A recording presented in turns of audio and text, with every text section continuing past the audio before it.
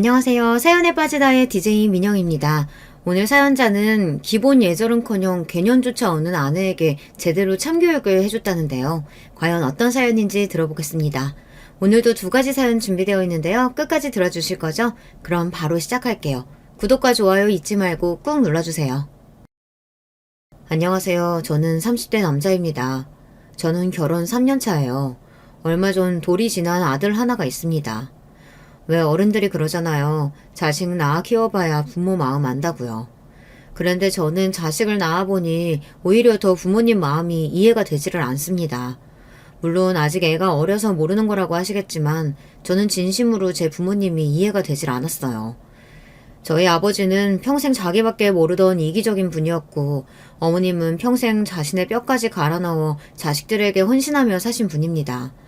그런 어머니와 아버지가 저는 모두 이해되지 않았습니다. 자식이란 제 분신, 제 전부였습니다. 자식이 태어나자 세상이 다르게 보였어요. 이 세상에서 제가 어른이라는 거, 사회의 일부분이라는 사실을 실감하게 하는 존재였죠. 30년 넘게 살면서 제가 살아가는 의미에 대해 크게 생각해 본 적이 없었는데 아들이 생기고 나서는 내가 이 세상에 왜 존재하는지까지 알겠더라고요. 이 아이를 만나기 위해 내가 그동안 그렇게 외롭고 힘든 시간을 보냈구나. 그런 생각이 들 정도였죠. 제 아들에게 아버지라는 존재는 누구보다 강하고 누구보다 바른 사람이길 바랬습니다. 그러다 보니 제 인생은 아이가 태어난 이후 180도 달라졌어요. 저는 아들에게 부끄럽지 않은 아버지가 되기 위해 노력했습니다. 아들이 원한다면 뭐든 해줄 수 있는 슈퍼맨이 되고 싶었어요. 그래서 더 부모님을 이해하지 못한 겁니다. 저희 아버지는 자식보다 언제나 자신이 먼저였어요. 밥상 위에 올라오는 고기나 생선은 항상 아버지 차지였습니다. 집안 살림이 넉넉하지 않다 보니 언제나 양이 부족하였는데 맛있는 반찬은 아버지께서 독차지하시니 자식들이라도 그 모습이 얄미웠습니다. 한 번은 그런 적이 있었어요. 아버지 월급날이라 어머니께서 통닭을 시켜주셨습니다. 한 달에 한 번 있는 귀한 날이었죠. 언제나 다리는 둘 다 아버지가 드셨지만 그날따라 저도 닭다리가 먹고 싶어서 손을 닭다리에 가져갔어요. 그런데 아버지께서 제 손을 툭 하고 때렸습니다. 닭다리는 당연히 가장이 내 거지. 어디 감히 네가 손을 대? 아들이 먹을 수도 있지. 뭘 그런 거 가지고 치사하게 그래요. 자, 우리 아들 엄마 거 먹어. 당신이 그러니까 애들이 부모 공경할 줄을 모르는 거야. 가장이 열심히 일해서 번 돈으로 먹는 거니까 당연히 제일 맛있는 다리는 가장이 내 거지. 제가 자란 시기가 90년대에서 2000년대 초반입니다. 절대 닭다리 하나 가지고 싸울 만큼 힘든 시대가 아니었단 말입니다. 그런데도 저희 아버지는 자식들 앞에서 그렇게 식탐을 부렸어요. 그때 기억 때문에 그런지 저는 아직도 닭다리는 입에도 안 댑니다. 닭다리를 볼 때마다 아버지가 떠올라서 속이 미실거릴 정도거든요. 어릴 때는 밥 먹는 시간까지 화를 내시는 아버지가 무서웠지만 차차 나이가 들수록 먹는 거 가지고 치사하게 구는 아버지가 싫었습니다. 고기든 생선이든 자식한테 양보할 수도 있는 거지. 그걸 꼭 본인이 다 먹어야 한다고 생각하는 사고방식이 너무 싫었어요. 반면 어머니는 없는 살림에 힘드시면서도 저에게 뭐든 해주려고 하셨습니다. 아버지가 드시던 닭다리에 손을 댔다가 혼난 제가 안쓰러웠는지 어머니는 아버지가 안 계신 날이면 한 번씩 시장에서 생닭을 사와서 집에서 튀겨주시곤 했어요. 그러고는 다리는 꼭 제 입에 넣어주시고는 했습니다. 어릴 때는 그런 어머니가 애틋하고 좋았지만 점차 사춘기에 들어서자 그런 어머니도 싫었어요. 항상 돈 없고 구질구질한 엄마가 싫었습니다. 그러던 중 집에 사고가 있었어요. 아버지께서 대형 사고를 쳤습니다. 제가 고등학교 때였는데 방학이라 저는 친구들을 만나러 나갔었고 집에는 아버지와 동생만 있었어요. 어머니는 시장에 다녀오는 길이었죠. 그런데 집에 불이 난 거예요. 아버지가 집에서 담배를 피우셨는데 담뱃불을 제대로 끄지 않은 채 화장실 휴지통에 대충 넣었다가 불이 났다고 하더라고요. 시장에 다녀오시다가 집에 불이 난 모습을 보고 깜짝 놀란 엄마가 바로 119에 연락했어요. 다행히 크게 다친 사람은 없었지만 화장실 바로 옆방에서 자고 있던 동생이 얼굴과 다리에 큰 화상 흉터가 생겼어요. 거기다가 당시에 살던 집이 다세대 주택의 반지하 월세였는데 저희가 살던 집을 포함 옆집과 윗집에도 피해를 줬으니 저희는 보상해야 했습니다. 안 그래도 불러서 갈 데도 없는 와중에 보상까지 하라고 하면 도대체 어쩌라는 거야? 우리나 옆집이나 다 월세인데 수리는 주인 아줌마가 알아서 해야지. 얼씨구? 이 아저씨가 말이면 다 한 줄 아나? 아무리 세입자라도 본인이 불운했으면 아저씨가 보상하는 게 맞죠. 자꾸 이렇게 뻔뻔하게 나오면 손해배상 청구할 거예요. 뭐야? 손해배상 청구? 이 옆에 내가 미쳤나? 이까지 집 좀 있다고 지금 내 앞에서 유세 떠는 거야? 여보 그만해요. 우리가 잘못한 거 맞잖아. 준우 엄마 우리가 미안해. 우리도 지금 당장 돈이 없어서 그러는 거니까 애들하고 지낼 곳 구하는 대로 연락할게. 잘못한 아버지는 고개를 바짝 쳐들고 소리를 지르는데 어머니는 자신보다 나이도 어린 집주인에게 허리를 바짝 숙였습니다. 그 모습을 보는데 우라통이 터져서 금방이라도 가슴이 터져버릴 것 같았어요. 이 옆에 내가 연락하긴 뭘 연락해? 나는 한 푼도 못 주니까 그런 줄 알아. 뻔뻔한 아버지는 윗집에 사는 주인 아주머니와 실랑이를 벌였어요. 끝까지 보상을 못하겠다고 버텼지만 아버지 과실이 워낙 확실하다 보니 보상을 피해갈 수 없었죠. 우리 가족은 결국 외할머니 댁에 들어갔습니다. 그나마 있던 월세 보증금을 보상비로 주는 거로 주인 아줌마랑 합의를 했거든요. 그전에도 제 인생이 평범하진 않았지만 본격적으로 꼬이기 시작한 건 그때부터였던 것 같아요. 갑자기 외할머니 댁으로 내려가면서 시골로 전학 가게 됐고 여동생은 얼굴과 다리에 큰 화상 흉터가 생겨서 얘가 집 안에서 나오지 않으려고 했거든요. 어머니는 그런 동생을 위해 수술을 해주겠다고 매일같이 일했습니다. 반면 아버지는 전보다 더 이상해졌어요. 본인 때문에 가족들이 고생한다는 걸 알면서도 자존심에 인정하고 싶지 않았는지 더 삐뚤어졌죠. 아무래도 처가에 얹혀 살고 있다는 게 본인 딴에는 눈치가 보이긴 하는지 매일 아침이면 일하러 나가기는 했어요. 하지만 저녁이 되면 술에 잔뜩 취해 집에 들어왔습니다. 그러고는 술에 취한 척 어머니에게 매일 소리를 지르고 물건을 집어던졌어요. 그럴 때마다 외할아버지가 아버지에게 나가라고 소리도 지르고 욕도 해봤지만 소용없었습니다. 아버지는 다음 날이면 아무 일도 없었다는 듯 뻔뻔하게 행동했거든요. 저는 어머니도 이해가 되지 않았습니다. 아버지라고 부르고 싶지도 않은 인간이랑 헤어지면 그만인데 끝까지 이혼하지 않고 다 참고 사셨으니까요. 외할머니까지도 어머니에게 아버지와 헤어지라고 하는데 말이죠. 결국은 외할아버지가 돌아가시기 전까지 저희 네 식구는 외가에 살았습니다. 외할아버지가 돌아가셨을 때 외삼촌이 본인이 외할아버지 집을 물려받기로 했으니 저희더러 나가라고 해서 어쩔 수 없이 나와야 했어요. 엄마 혼자 계시니까 내가 옆에서 챙길게 오빠. 보증금 구할 때까지 당분간만 지내게 해줘. 그 와중에도 어머니는 조금 더 살게 해달라고 외삼촌에게 매달렸어요. 너희가 이 집에서 산 지가 몇 년인데 아직도 보증금도 못 모았다는 게 말이 돼? 나도 이렇게까지 야박하게 굴고 싶진 않지만 오빠도 요즘 사업 어려워. 어머니는 내가 모시고 살 테니까 빨리 집부터 알아봐. 저는 별의별 꼴을 다 봤어요.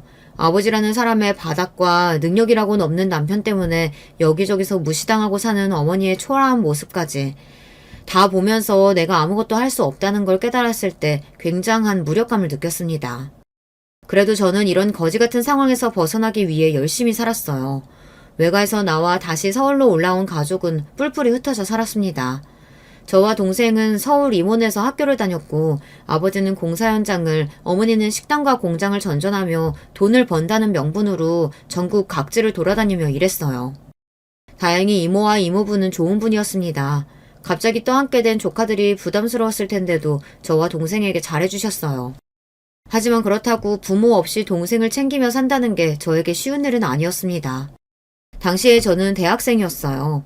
학비를 벌어야 하다 보니 매일 아르바이트를 했습니다. 그 와중에 동생도 챙겨야 했고요. 성형수술을 한 번 했는데도 아직 얼굴에 흉터가 있다 보니 동생은 여전히 소극적이고 사람들과 어울려 지내기를 어려워했습니다. 그러다 보니 새 학교에서도 친구 없이 혼자 지내는 것 같았죠.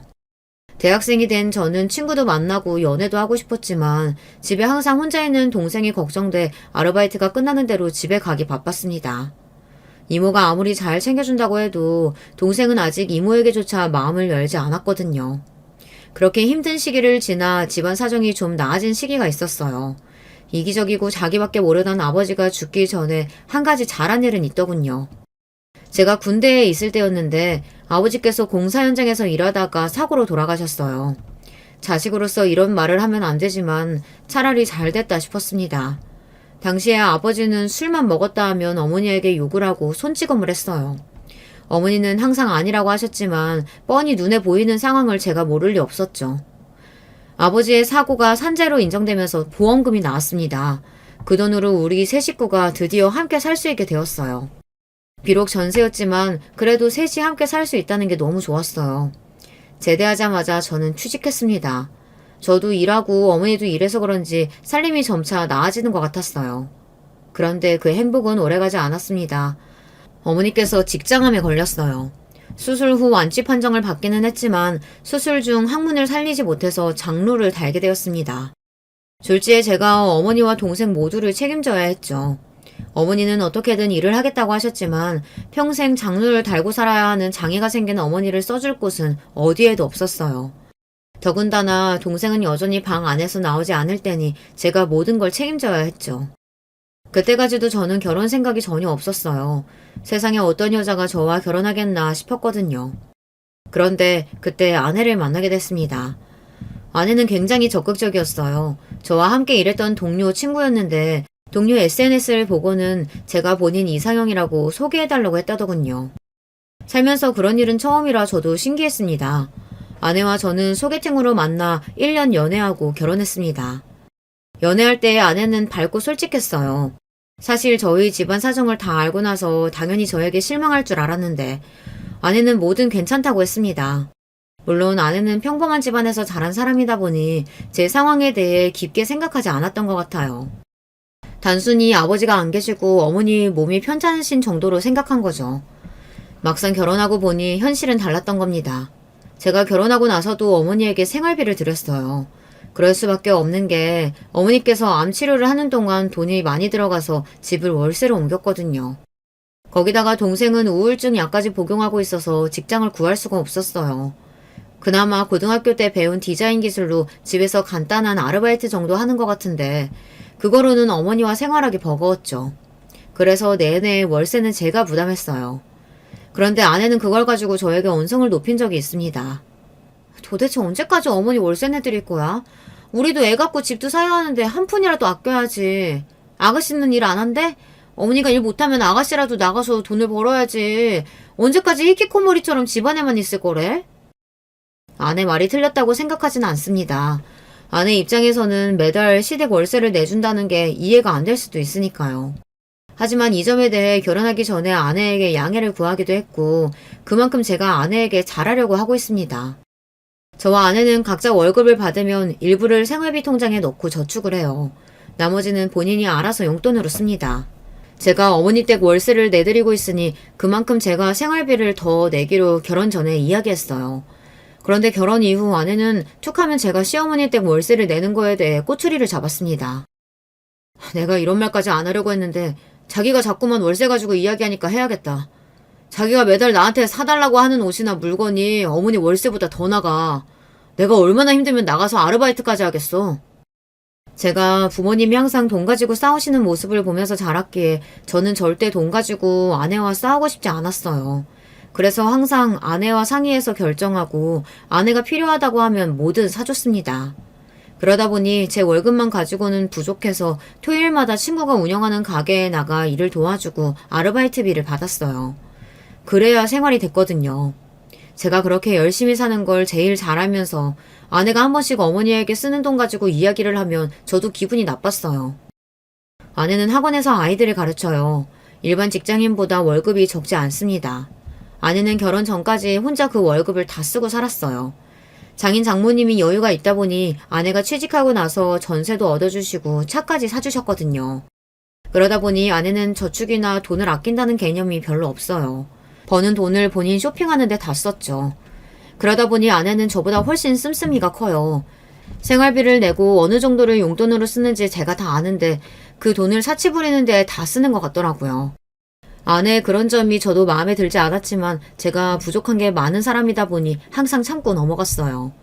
빚을 지는 것도 아니고 아내가 본인이 벌어서 본인이 쓰는데 제가 뭐라고 할 자격이 없다고 생각했거든요.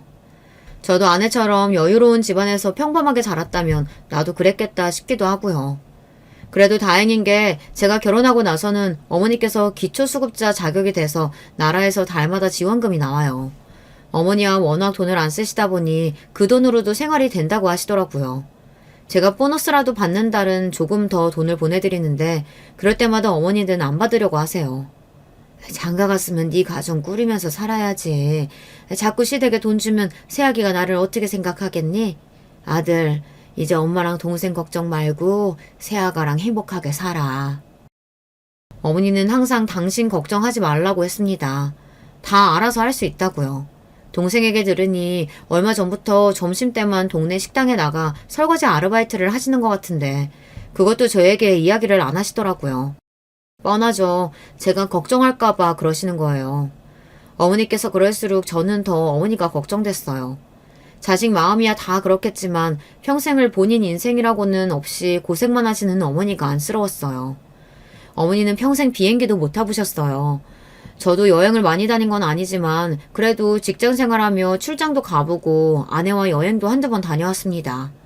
저도 힘들다고 해도 그래도 남들 하는 거 다 하고 살아봤는데 어머니는 자식이 둘이나 있는데도 가까운 곳에 여행도 못 가셨다는 게 마음에 쓰였습니다.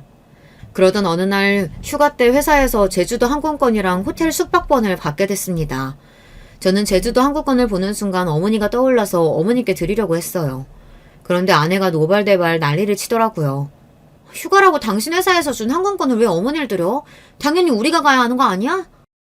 아내는 당연히 우리가 가야 하는 거 아니냐고 따졌어요. 너무 당연하게 이야기하는데 저도 기가 막혀서 헛웃음이 다 나오더라고요.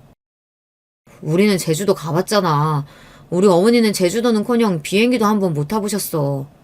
자기, 이 호텔 숙박권이 얼마짜린 줄 알아? 이 호텔 요즘 엄청 핫한 데란 말이야. 아, 나도 이 호텔 못 가봐서 가고 싶어. 아내는 어린애처럼 징징거리기 시작했습니다. 본인도 제주도는 가봤어도 이 호텔은 가본 적 없다고요. 알았어.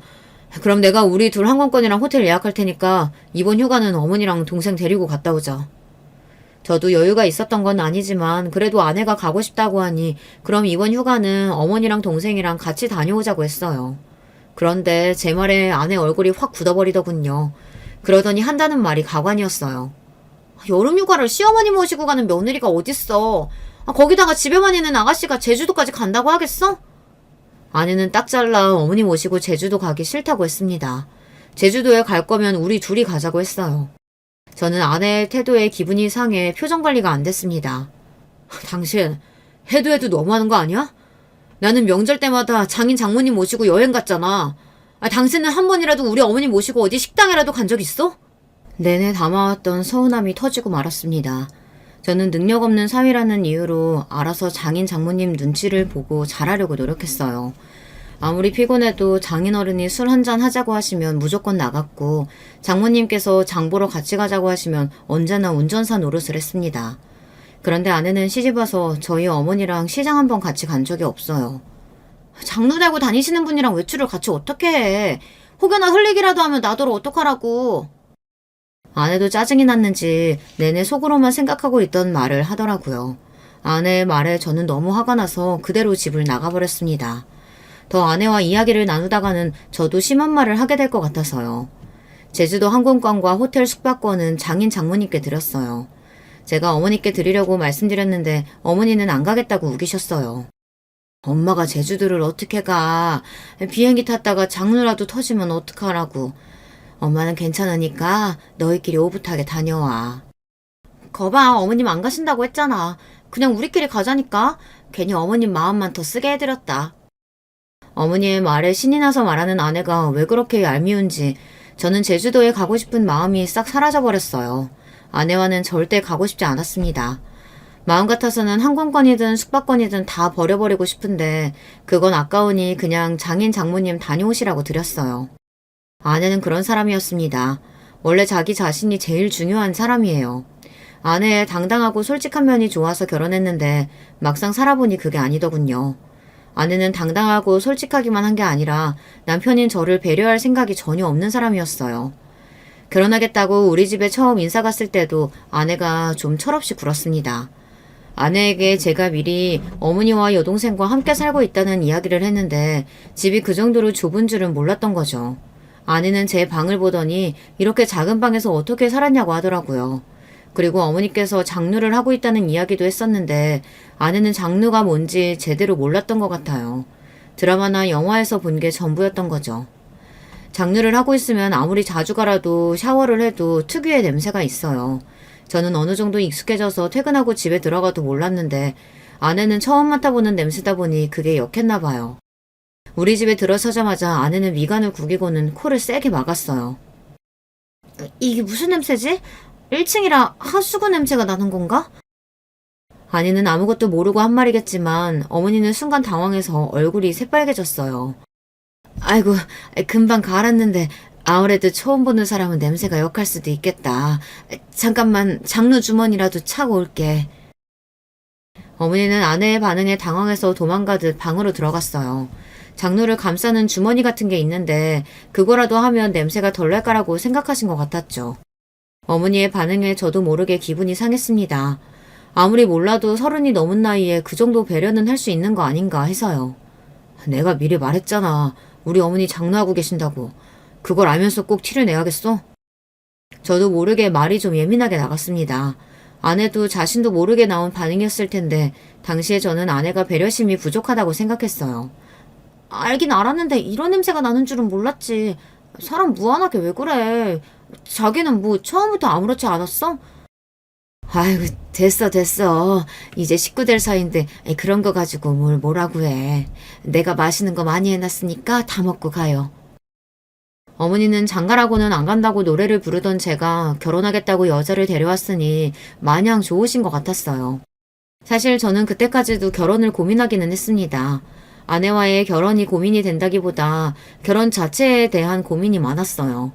이 상황이 평범치 않다 보니 아내와 같이 평범한 사람과 살다 보면 부딪히는 일이 분명히 생길 텐데 그럴 때마다 제가 현명하게 해결하며 살아갈 수 있을까 고민이 됐거든요. 그러던 제가 아들을 낳고 나서야 결혼하기 잘했다는 생각이 들 겁니다. 아들이 태어나던 날 얼마나 울었는지 몰라요. 눈이며 코며 자그마한 발가락까지 신기하게도 저를 쏙 빼다 닮았더라고요. 그 모습을 가만히 보고 있는데 밤새도록 보고 있어도 질릴 것 같지 않았어요. 아내가 태어나기 전 사실 저는 너무 고민이 많았어요. 가장이 된다는 게 부담이 되기도 했지만 가장 큰 고민은 아내였습니다. 아내의 임신 사실을 알게 된 게 결혼하고 1년이 막 지난 시점이었는데 그때 사실 저는 아내와 헤어져야 하나 진지하게 고민하던 때였어요. 결혼 전에는 몰랐는데 막상 아내와 살다 보니 아내는 제가 생각했던 배우자와는 거리가 멀더라고요. 심각하게 이혼을 고려하고 있던 시점에 아이가 생긴 거예요. 뭐야? 당신 설마 내가 임신한 게 하나도 안 기쁜 거야? 표정이 왜 그래? 눈치 빠른 아내가 제 표정을 보고는 곧바로 기쁘지 않느냐고 따졌어요. 저는 순간 당황해서 그런 거 아니라고 너무 놀라서 그런 거라고 대충 둘러댔지만 아내의 말이 꼭 틀린 건 아니었습니다. 아들에게 너무도 미안한 이야기지만 당시에는 임신 사실이 달갑지만은 않았거든요. 마치 제 발목을 잡는 것 같아서요. 당신 성격에 뭐 자리에서 벌떡벌떡 뛰며 좋아할 거라고까지 생각한 건 아니지만 지금 반응은 너무 실망이다. 어쩜 그렇게 무표정할 수가 있어? 아니야, 너무 좋지. 엄마랑 장인 장모님도 너무 좋아하시겠다. 연락 드렸어? 아직. 자기한테 먼저 이야기하고 연락드리려고 했지. 근데 자기 나 임신 선물 뭐 해줄 거야? 나래는 샤넬백 받았다고 하고 수진이는 하와이 갔다 왔다고 하던데. 아내는 눈을 반짝이며 저만 바라보고 있었습니다.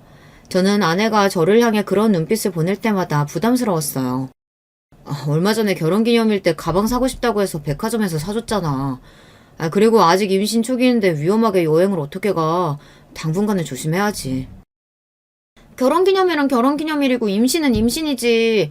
그리고 그날 내가 샤넬 사달라고 했더니 자기가 너무 비싸다고 고작 100만 원짜리 사줬잖아. 아내는 어떻게든 샤넬백이라도 얻어내겠다는 듯 조르기 시작했습니다. 여행은 어차피 시간도 안 되니 가방이라도 사달라고 했어요. 저럴 때 보면 우리가 결혼한 게 맞나 싶어요. 결혼은 연애랑 다르잖아요. 연애할 때야 서로 모든 걸 다 알 수는 없으니 당연히 상대방 생각을 못할 수도 있지만 부부는 가족인데 상황이 다르잖아요. 서로 경제적인 상황을 다 공유하고 있는 상황에서 우리 집 상황을 뻔히 다 알면서 샤넬이니 하와이니 하는 소리를 저렇게 쉽게 할 수 있는지 모르겠어요. 말이 나와서 말인데 당신 친구들하고 자꾸 비교하는 거 나 너무 힘들어. 당신도 우리 상황 뻔히 다 알잖아. 우리 둘이 열심히 벌어도 내년에 전세금 올려주기도 빠듯한 거. 그 와중에 결혼기념일이라고 내가 무리한 거 다 알면서 꼭 말을 그렇게 해야겠어? 아내가 오랫동안 강남에서 학원 강사 일을 했어요. 그래서 그런지 눈이 좀 높습니다. 더군다나 같이 근무했던 선생님들은 다들 능력 있는 남자나 잘 사는 집안 남자를 만나 결혼했대요. 반면 저는 집안도 그저 그렇고 직업도 일반 회사원이라 내세울 만한 게 없었습니다. 그런 거 뻔히 다 알고 저랑 결혼했으면서 툭하면 자기 친구들을 들먹이며 똑같이 해달라고 하니 답답해 미칠 노릇이었어요. 바로 얼마 전에 결혼기념일에도 하도 닥달해서 카드 할부로 가방을 사준 건데 그거로도 만족을 못하고 임신을 빌미로 또 명품 가방 이야기를 하니 저도 모르게 욱하더군요. 또 시작이다. 그까지 가방 얼마나 한다고 쪼잔하게 그래. 내가 뭐 나만 좋자고 이러는 거야? 나중에 우리 아기 태어나면 너 임신했을 때 아빠가 사준 가방이다 하고 보여주고 싶어서 그런 거지. 내가 괜히 이래? 여러분은 아내가 하는 말이 이해가 되시나요? 저는 다시 생각해도 아내 말이 이해가 되지 않아요. 아이가 생긴 거야 당연히 축하할 일이죠. 하지만 임신한 걸 기념하겠다고 몇백만 원짜리 가방을 사야 한다는 건 도대체 무슨 개소리인지 모르겠습니다. 가방 이야기는 그만해. 앞으로 아이 태어나면 돈 들어갈 일도 더 많으니까 지금부터라도 저렇게 해야지. 앞으로는 당신도 돈 허투루 쓰지 말고 아껴 써. 그날은 저도 지쳐서 단호하게 말했어요. 아내가 말도 안 되는 일로 억지를 부리는데 저도 이미 지쳐있는 상태였거든요. 그런데 얼마 뒤 생각지도 못한 일이 벌어졌어요. 아내가 집을 나가버렸습니다. 주말 내내 전화도 안 받고 집에도 안 들어왔어요. 저는 걱정돼서 실종신고라도 해야 하나 하고 있었는데 장인어른에게 연락이 왔더라고요. 이서방, 수영이 우리 집에 와 있네. 임신해서 예민한 애한테 도대체 무슨 소리를 했길래 애가 이틀 동안 울고불고 저러고만 있나? 아내는 말도 안 하고 처가에 있었어요. 언제나 저에게 너그러우셨던 장인어른께서 아내의 이야기만 듣고 화가 나는지 전화를 하셨더라고요. 저는 속상한 마음에 장인어른에게 며칠 전 아내와 있었던 일에 대해 그대로 이야기했어요. 저도 아내와 잘 지내고 싶지만 한 번씩 아내가 제 상황은 고려하지 않고 철없이 구는 게 힘들 때가 있다고요. 아휴, 이게 다 내 잘못이지 뭐. 하나밖에 없는 딸이라고 내가 너무 오냐오냐 귀하게 키웠더니 애가 자기밖에 몰라. 내가 미안하네, 이서방. 그래도 임신한 애를 언제까지 저렇게 있게 둘 순 없으니까 자네가 좀 와서 데려가게. 내가 정신 차리게 이야기 해놓을 테니까. 장인어른은 그래도 저를 많이 이해해 주셨어요. 아내를 워낙 귀하게 키우셨으면서도 아내가 도가 지나치게 굴면 항상 엄하게 혼내셨습니다. 저와 아내가 한 번씩 싸우고 아내가 친정에 가서 하소연을 하면 장인어른은 그래도 제 편을 들어주셨어요. 철없는 아내랑 사느라 고생 많다고요. 그날도 아내의 행동만 보면 처가에 데리러 가고 싶지 않았지만 장인어른의 이야기를 듣고 보니 제가 아내를 데리러 가는 게 맞는 것 같아 바로 처가로 갔습니다. 자네는 애가 아무리 철이 없어도 그렇지 임신한 애한테 그렇게 소리 지르면 어떡해. 그깟 가방이 뭐라고 그냥 좀 사준다고 하면 되지. 이서방이 가방 사주기 싫어서 그랬겠어? 이서방 말이 맞아. 앞으로 애 태어날 텐데 지금까지 쓰던 대로 펑펑 쓰면 안 되지. 장모님, 장인어른 신경 쓰게 해드려서 죄송해요. 제가 아직 많이 부족합니다. 앞으로 아기도 태어날 텐데 저도 좀 더 어른스럽게 행동하겠습니다. 저와 아내 사이가 어떻든 어른들까지 신경 쓰게 해드렸으니 저는 죄송해서 장인 장모님께 죄송하다고 사과드렸어요. 그리고 집에 오는 길에 아내에게도 사과했습니다. 제가 너무 예민하게 굴었다고요. 저라고 왜 아내에게 할 말이 많지 않겠습니까? 하지만 아이까지 생긴 마당에 앞으로 아내와 더 맞춰나가야 할 게 많을 텐데 이 정도 일로 싸우면 안 되잖아요. 이제 아이 아빠가 될 테니 조금 더 너그러운 마음을 갖자 싶었죠. 하지만 마음을 먹는다고 해서 쉬운 일은 아니더군요. 아들이 태어나자 아내와 싸울 일이 더 많아졌어요. 한 번은 이런 적이 있었습니다. 아내가 출산이 임박해와서 육아휴직을 하고 1년 동안 육아를 했어요. 아내가 육아휴직을 하는 동안 아내와 저는 셀 수도 없이 많이 싸웠습니다. 아내는 제가 없는 동안 하루 종일 혼자 아이를 보다 보니 많이 지쳤어요. 그래서 저는 아내의 비위를 맞추기 위해 많이 노력했습니다. 아침에 출근할 때는 혹여나 아내와 아이가 깨기라도 할까봐 화장실 불도 못 켜고 최대한 조용히 씻고 출근 준비는 거실에서 다 했습니다. 그리고 퇴근하고 집에 돌아올 때도 항상 저녁거리와 다음날 아내가 먹을 음식을 사서 퇴근했어요. 아내가 아기 보면서 도저히 밥까지는 할 수 없다고 했거든요. 오늘도 애 재우다 팔 떨어져 나가는 줄 알았어. 도대체 애는 왜 가만히 누워서 자질 않나 몰라. 지겨워. 하루 종일 고생했어. 지금부터 내가 볼 테니까 당신 밥부터 먹어. 아내는 제 얼굴만 보면 기다렸다는 듯 울분을 토해냈습니다. 저는 퇴근하자마자 씻지도 못하고 아내 옆에 앉아 애를 보며 그 하소연을 다 들어줘야 했어요. 이 정도는 저도 이해할 수 있습니다. 워낙 밝고 친구도 많은 사람이 외출도 못하고 매일 아이하고만 있으니 스트레스가 얼마나 심하겠어요. 아내를 챙길 수 있는 사람은 저밖에 없으니 제가 더 열심히 해야겠다 싶었죠. 그러던 어느 날이었습니다. 아내가 결국은 힘들었는지 장인어른에게 이야기해서 집에 보모를 불렀습니다. 제 월급으로는 감당이 안 되니 장인어른께서 불러주신 거죠. 저도 속으로는 보모까지 부를 일인가 라고 생각했지만 저는 아내에게 일절 이야기하지 않았습니다. 아내가 너무 힘들어서 육아 우울증이 올 지경이라고 하는데 제가 괜한 소리를 했다가 또 무슨 욕을 얻어먹으려고 그런 강큰 이야기를 하겠어요. 그런데 문제는 아내가 보모분이 오자마자 육아에서는 아예 손을 뗐다는 겁니다.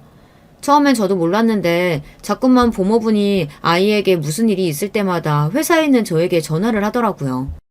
애가 열이 있어서 병원에 간다거나 아기 이유식이 떨어졌다거나 하는 그런 이야기를 자꾸 저에게 전화하시더라고요. 아내가 집에 있을 텐데 말이죠. 그런데 알고 보니 아내는 집에 있는 게 아니었습니다.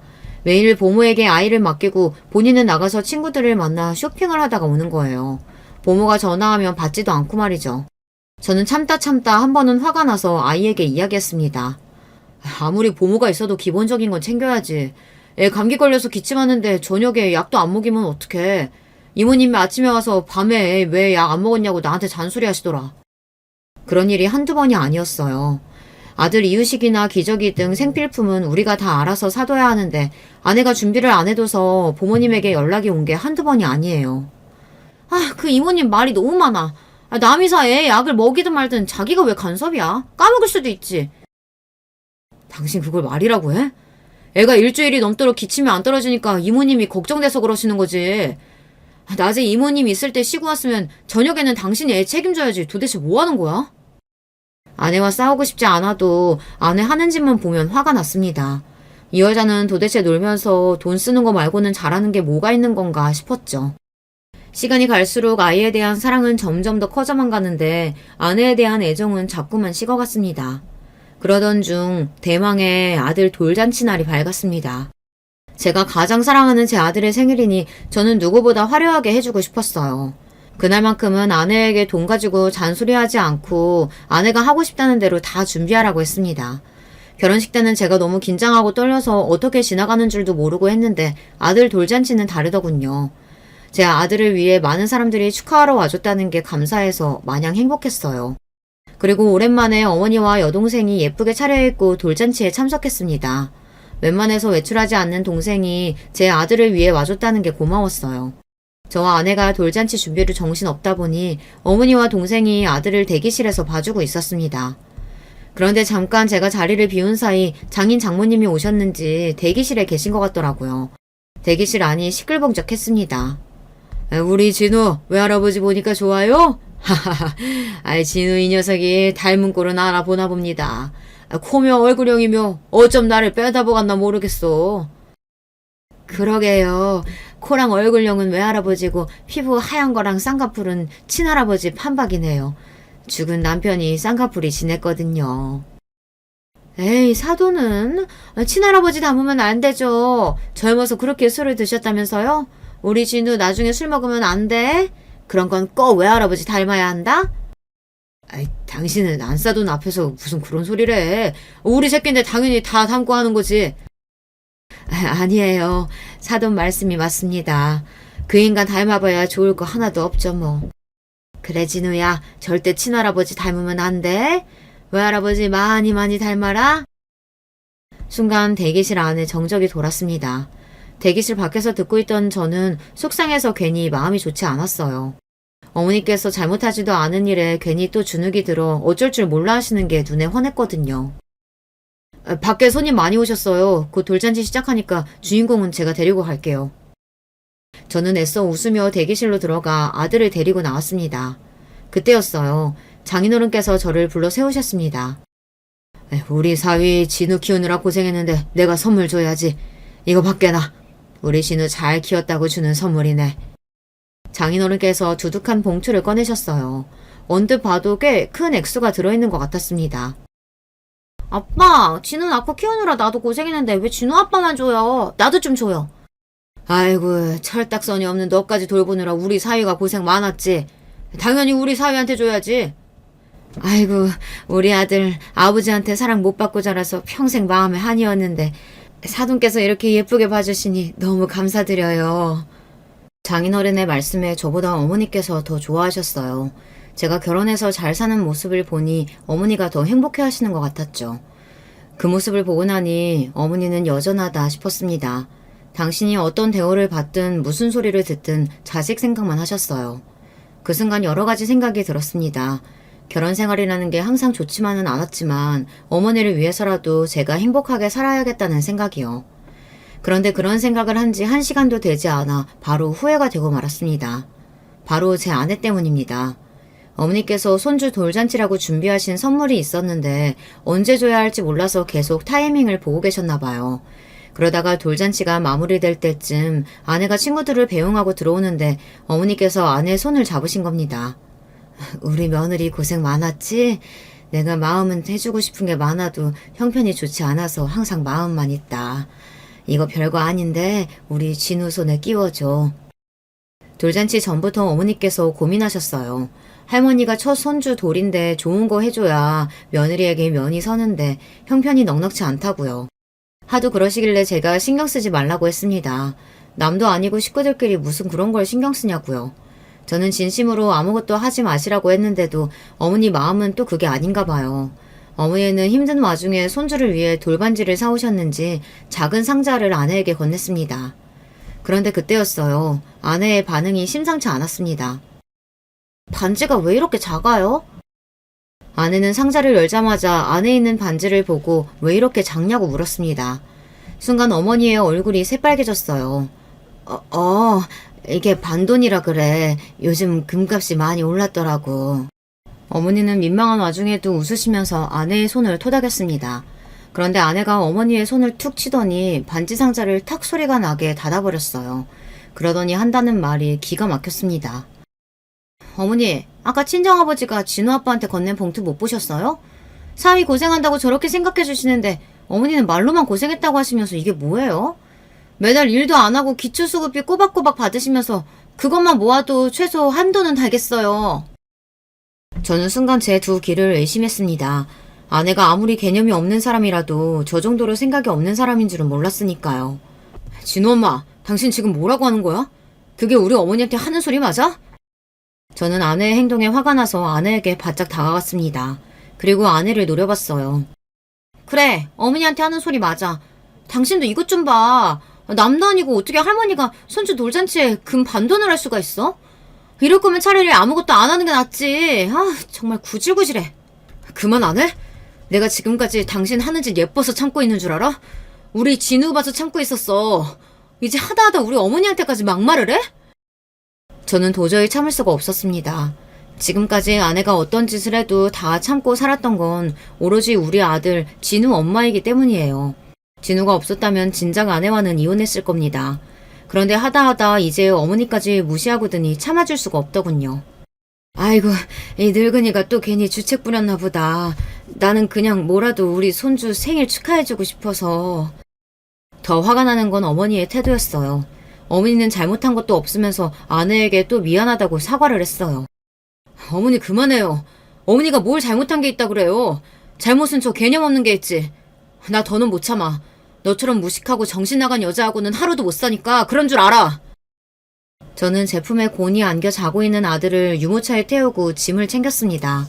그리고 결심했어요. 이 여자와는 하루도 살지 않겠다고요. 얼씨구 웃기고 있네. 그래서 당신이 지금 나랑 이혼이라도 하겠다는 거야? 꼴에 자존심은 있나 보지? 아내는 제 말에 콧방귀를 뀌며 믿지 않았어요. 그 순간 알겠더군요. 그동안 아내가 저를 얼마나 무시하고 있었는지 말이죠. 그래, 나 너랑 이혼할 거야. 기대해. 앞으로 네 앞에 어떤 미래가 펼쳐질지. 저는 제 할 말을 다 퍼붓고는 이 상황에 어쩔 줄 몰라 당황하고 있는 어머니와 여동생을 데리고 나왔습니다. 아이도 제가 데리고 나왔어요. 그리고는 곧장 어머님 댁으로 갔습니다. 어머님 댁으로 가는 1시간 동안 아내와 장인 장모님께 50통도 넘게 전화가 왔어요. 저는 일절 받지 않았습니다. 그리고 그 순간 똑똑히 알겠더라고요. 제가 그동안 얼마나 바보같이 살았는지. 저는 아버지와 다르게 살고 싶었어요. 그래서 무슨 일이 있어도 내 아이와 아내를 사랑하는 게 가정을 지키는 일이라고 생각했습니다. 그런데 아니었어요. 내가 사랑하는 사람들이 다 같이 가정 안에서 행복하고 그 안에서 제가 안정감을 느끼는 게 진짜 좋은 가정이었죠. 이미 저와 아내 사이의 신뢰는 무너졌어요. 저는 아내를 믿지 못하고 아내는 저를 가장으로 생각하지 않았습니다. 얼마 뒤 저는 만만의 준비를 마치고 복수를 시작했습니다. 저와 저희 어머니까지 없이 산다고 무시하던 아내에게 보란듯 이혼 소장을 보냈어요. 이혼 소장을 보내자마자 장인어른에게 연락이 왔습니다. 역시나 아내의 대변인이었죠. 이서방 정말 왜 이러나? 아무리 화가 나도 부부끼리는 말로 해결해야지. 무작정 이혼 소장부터 보내면 어떡해? 장인어른은 애도 어린데 이혼은 무슨 이혼이냐며 당장 진우부터 데리고 오라고 했습니다. 애를 엄마랑 떼어놓기까지 하면 어떡하냐고요. 제가 떼어놓기는 뭘 떼어놨다 그러세요. 그 사람 원래도 보모한테 애 맡기고 매일 돌아다녔던 여자예요. 이보게 이서방, 말이 너무 심한 거 아니야? 우리 애가 아무리 철이 없어도 지난 1년 동안 자기 새끼 키운다고 잠도 못 자고 고생했는데 보모한테 애 좀 맡기고 다녔다고 이혼하자는 건 말이 안 되지. 장인어른은 뭘 잘 모르고 계셨어요. 제가 아내가 나가서 돈 쓰고 놀러 다니는 것 때문에 이혼하겠다고 하는 줄 아셨나 보더라고요. 아버님이 뭘 잘 모르시는 것 같은데 이혼 소장 확인 안 해보셨어요? 저와 진우 엄마 이혼 사유, 진우 엄마 외도 때문이에요. 소장 제대로 확인하세요.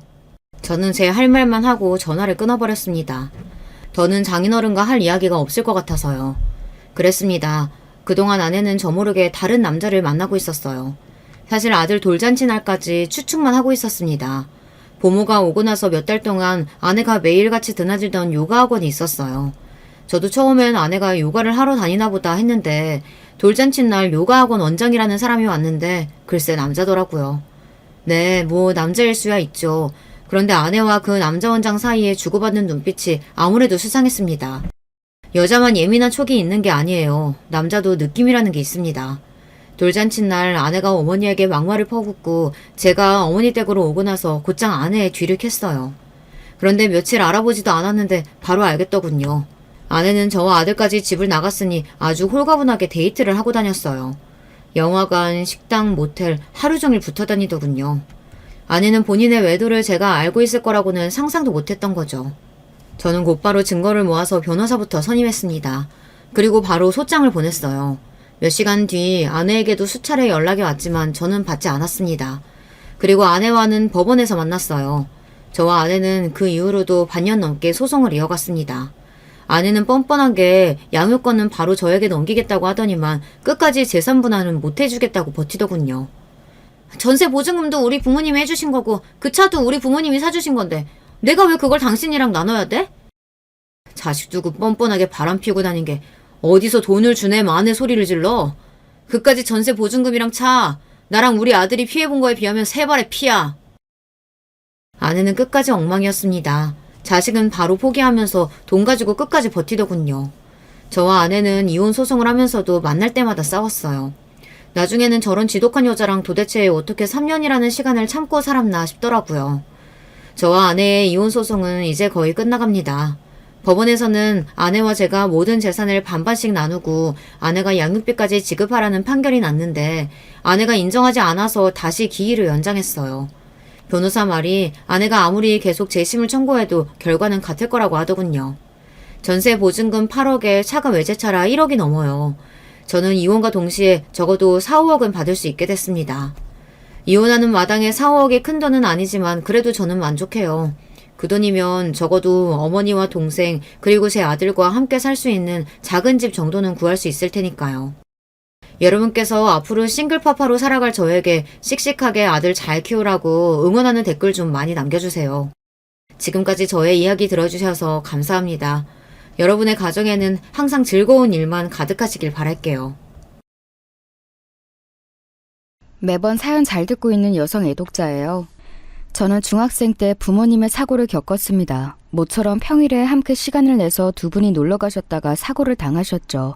아빠께서는 의식불명으로 병원에서 2주를 버티시다가 돌아가셨고 목숨을 건지신 엄마께서는 하반신에 영구적인 후유증을 안게 되셨습니다.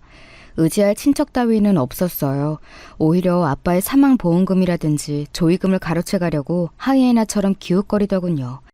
병원비 때문에 저희 가족들이 힘들어진 상황이라는 걸 알면서도 말이에요. 엄마께서 그 경황 없는 와중에도 친척들을 향해 그렇게 사는 거 아니라며 울분을 터뜨리셨죠. 저는 형제라고는 언니뿐이었어요. 언니는 그때 대학생이었습니다. 생계를 위해 대학을 중퇴하려 하였으나 저와 엄마가 말렸어요. 저는 고등학교를 인문계로 진학하지 않았고 학업과 아르바이트를 병행하며 돈을 벌어 가게에 보탬을 했습니다. 언니는 체질적으로 몸이 약해서 타고나기를 건강한 제가 열심히 하는 게 맞다고 생각했어요. 금수만도 못한 친척들, 휠체어를 타게 된 엄마를 바라보는 그 묘한 눈길들. 저희 가족에게는 정말 저희뿐이었어요. 똘똘 뭉쳐서 잘 살아보자고 매일 눈물로 다짐했었죠. 저에게 늘 미안해했고 고마워했던 언니는 정말 착한 형부를 만났습니다. 머나먼 시골에 본가를 둔 형부는 순박하고 성실한 사람이었고 저에게는 친오빠 같은 존재가 되어주었죠. 그렇게 저희는 이제 내 식구가 된 셈이었어요. 앞만 바라보며 저는 죽도록 열심히 살았습니다. 쉬는 건 노는 건 뭐든지 낭비 같았어요. 전문대를 졸업하자마자 취업부터 했고요. 그렇게 정신없이 산 제 앞에 인연이 나타났어요. 처음에는 친구로 지냈어요. 엉뚱한 구석이 있었고 그러면서도 늘 해맑은 웃음을 지을 줄 아는 그가 저는 너무 좋았습니다. 그래서 고백을 받았을 때 하늘을 나는 기분이었어요. 하지만 시간이 지나 청혼을 받게 되었을 때는 하늘이 무너지는 것 같았죠. 왜냐하면 사귀는 동안 차이를 느끼게 되었기 때문입니다. 편의상 이제 그를 제 남편이라고 칭하고 얘기를 해볼게요. 저희 집안은 앞서 설명드린 대로의 그런 수준이었는데요. 시댁은 훨씬 더 풍족했어요. 시아버지께서 우선 탄탄한 중견기업의 임원으로 계셨는데 워낙 유복한 집안에서 자라오신 분이었고요. 그래서 시어머니께서는 전업주부로만 오래 살아오셨다고 했습니다.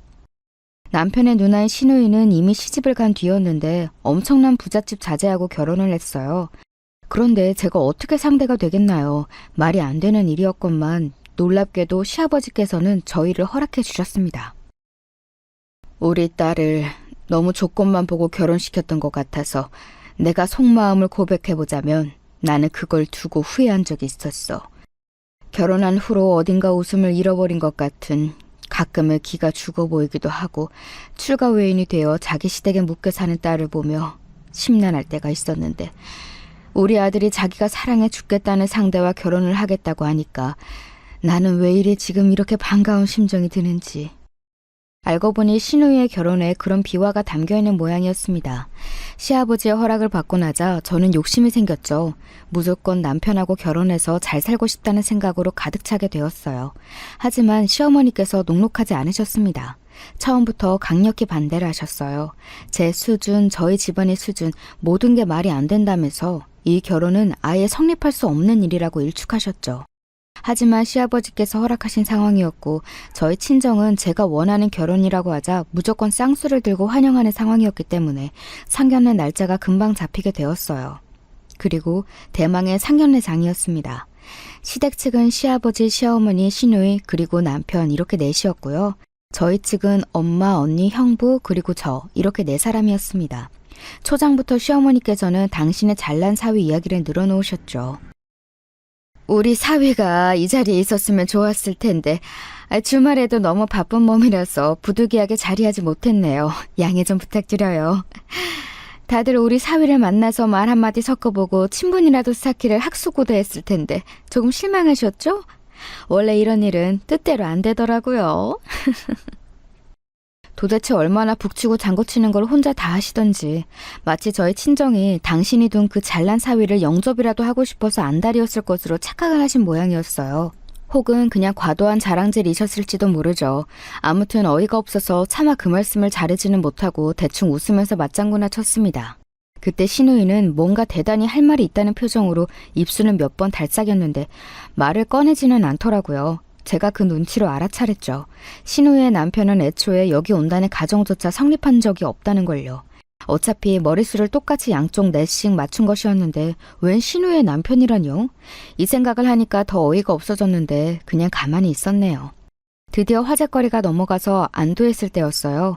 저희 언니가 그 당시 임신 중이었거든요. 7개월째에 접어들고 있어서 당연히 배도 나온 상태였기에 앉은 자세에서도 눈에 띄었죠. 시어머니께서 갑자기 저희 언니 얘기를 꺼내셨습니다. 두 사람은 신혼을 상당히 오래 즐기셨네요. 이제 첫째를 임신하다니요. 야, 보기 드문 경우이시네. 네, 어쩌다 보니 이렇게 되었어요. 앞만 봐도 늦게 가지기를 잘하셨네요. 원래 돈 없으면 늦게 낳거나 안 낳거나 둘 중 하나인 게 답이거든요. 생각 없는 것들이나 결혼하자마자 하나이고 둘이고 계속 낳아버리는 거죠. 태어난 애들은 뭔 죄겠어요? 무조건 형편이 됐을 때 낳아야 하는 법인데 부모가 돈도 없는 데다가 무식하기까지 하면 애들만 죽어나는 거예요. 그럼 첫째 낳으시고 나서 둘째 계획은 영영 없으실 수도 있겠네요? 신중하게 구셔야 하니까. 네? 둘째 계획이요? 그렇죠? 네, 맞아요. 그래야죠. 누가 봐도 그건 시어머니께서 언니와 형부 두 사람을 깎아내리는 것이었어요. 한마디로 너희 수준의 둘째는 어렵겠다고 비웃는 거였잖아요. 제가 순간적으로 너무 화가 났는데 저희 언니가 맞장구를 치면서 무척 순하게 웃음을 지어 보였고 그 옆에서 형부도 고개를 끄덕끄덕하면서 동조를 하지 뭔가요. 두 사람이 시어머니 앞에서 아무 말도 못하고 그렇게 있는 것을 보자 저는 기분이 엄청 이상했습니다. 분위기를 읽으신 것인지 시아버지께서 애써 화제를 전환하고자 노력하시는 표정으로 당신의 일상 이야기를 꺼내기 시작하셨어요. 저의 친정 일동은 반가운 마음으로 열심히 듣고 반응을 했죠. 시어머니께서만 혼자 마음에 안 드신다는 듯이 입술을 삐죽거리셨습니다. 그래서 제가 이번에 등산을 다녀왔던 겁니다. 간만에 고등학교 동창들하고 만나서 산을 타며 땀을 쫙 빼니까 기분이 끝내주더라고요. 올해는 단풍놀이가 예년보다 한 주 정도 앞당겨질 거라는 뉴스를 봐서 일찍 가을 동상 계획을 또 거나하게 잡고 있습니다.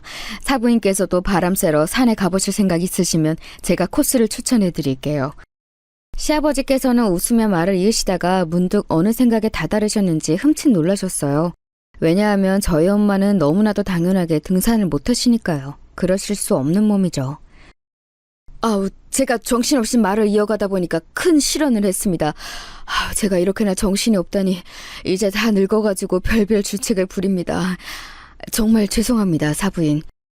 몹시 당황하신 채로 사과를 하신 시아버지의 옆에서 시어머니께서는 웃음을 꾹 참는 듯한 얼굴이 되셨는데요. 이내 마치 참을 수 없으시다는 듯이 시어머니께서는 아주 크게 웃음을 터뜨리고 마셨습니다. 깔깔거리면서 웃으셨어요. 그러더니 웃느라 맺힌 눈가의 눈물을 냅킨으로 닦으시며 이렇게 말씀을 하시더군요. 당신 자꾸 그런 등산 같은 재미없는 취미나 고수하니까 이런 사달도 나는 게 아니겠어? 그러게 내가 뭐라고 그랬어? 사위하고 골프나 치고 다니라고 했었지? 그랬으면 지금 이런 등산 다니라는 말 실수도 안 튀어나갔을 거 아니야. 아이고, 아니지. 내 정신 좀 봐. 아니구나. 골프도 안 되겠구나. 다리가 저래서 고상하게 앉아 계시는 것밖에 못하는데 그런 분께 골프 얘기는 어떻게 꺼내겠어? 세상에나 어쩜 뭐 하나 말을 꺼낼 수 있는 게 없네요. 우리 집 양반이 필연적으로 말실수를 할 수밖에 없는 상황이었던 것 같으니까 그쪽에서 이해를 좀 해줘요. 다시 생각해도 정말 무리하게 짝이 없는 시어머니의 발언이 터져나왔는데요. 그러자 엄마, 언니, 형부까지 차례로 미소를 지으면서 고개를 끄덕였습니다. 당사자인 엄마께서 특히나 전혀 개의치 않는다는 듯 온화한 표정을 하고 계셔서 제가 좀 당황스러웠어요. 저는 아까부터 이 이상한 분위기가 너무나도 불편했습니다. 이런 게 무슨 상견례인가 싶었고요. 제가 어두워진 낯빛이 된 것을 슬쩍 엄마께서 살펴보시더니 이내 이런 말을 꺼내셨어요. 우리 작은 딸 정말 생활력 강하고 야무진 아이예요. 제 딸이지만 정말 저보다 낫다고 생각을 합니다. 제가 장담 드리는데 시간을 두고 지켜보실수록 나무랄 데 없는 며느리라는 걸 아시게 될 거예요. 맞아요. 선정이는 저희 집에서 언제나 언니보다 나은 동생이었어요. 저보다 훨씬 똑부러져요. 갑자기 엄마께서 그런 말씀을 하셔서 제가 감동과 민망함이 교차했는데 언니까지 맞장구를 치더군요. 그러면서 두 사람 다 제 쪽을 빠르게 흘끗하며 슬쩍 미소를 지어 보였어요. 시어머니로 인해 상견례장의 분위기가 자꾸 오리무중으로 흘러가니까 두 사람이 얼른 이 자리에 본질을 꺼내들고 저에 대한 좋은 이야기까지 꺼내준 것이었죠. 그런데 그 다음 순간이었어요. 시어머니께서 피식 웃는 소리를 크게 내시더니 이런 소리를 하셨습니다. 딸 2명 중에서 하나라도 목표를 달성하였으니 성공하셨네요. 딸 팔아서 한몫 챙기시려는 건데 앞으로 걱정 없이 든든하시겠습니다. 행복하시겠어요. 저는 그 순간 제 몸에 피가 차갑게 식는 느낌이 들었어요. 무례의 정도를 넘어서 버린 시어머니의 발언, 그 경멸이 가득한 얼굴을 마주하고서도 저희 엄마께서는 애써 미소를 지으시며 손사래를 치실 따름이었죠. 아닙니다. 절대로 아니에요. 딸 팔아서 한몫 챙긴다니 완전히 어붕성설임이십니다. 저희 아이들이 자기들끼리 너무 좋아서 한다는 결혼인데 그런 말씀이 나오시는 것 자체가 저는 좀 아니라고 봐요. 참나, 고상한 척 하실 것 없어요. 전공이 딱 찔렸다는 그 표정까지 숨겨지지는 않으니까요. 지금 만약 다리만 멀쩡하셨으면 바로 이 시점에 화장실로 도망가셨어야 맞는 건데 그러실 수 없으니 정말 안 됐네요. 이건 완전히 미친 상황이었어요. 제가 얼른 곁눈질로 엄마, 언니, 형부를 쳐다봤습니다. 형부는 그 착하고 온순한 사람이 전에 없도록 눈빛이 싸늘해식은 상태였으나 그럼에도 참는 형색이었고요. 언니는 입가를 파르르 떨고 있었지만 애써 웃는 모양을 유지하고 있었습니다. 그리고 엄마는 억지로 은은한 미소를 유지하고 계셨죠. 그 묘멸감 앞에서도 말이에요. 그 모습들을 차례로 확인하자 저는 차갑게 식었던 피가 이번에는 거꾸로 치솟는 감각을 맛봤습니다. 그 순간 모든 게 아무래도 상관없어졌어요. 지금 뭐라고 하신 거예요? 제 목소리가 큰 울림을 담고 흘러나갔어요. 그건 누가 들어도 화를 잔뜩 눌러놓은 목소리였죠. 모두가 놀라서 저를 쳐다봤고 시어머니께서는 기가 막힌다는 듯이 코웃음을 한번 치셨습니다. 너 왜 그렇게 발끈하니? 여기가 어느 안전이라고 눈을 그렇게 치켜드는 거야? 말씀 돌리지 마시고요. 뭐라고 하셨던 건지 그거나 답하세요. 저희 엄마께 무슨 소리를 짓거리신 거냐고요. 당장 사과하세요. 말하다 보니 더 화가 나서 제가 끝에는 소리를 질렀어요.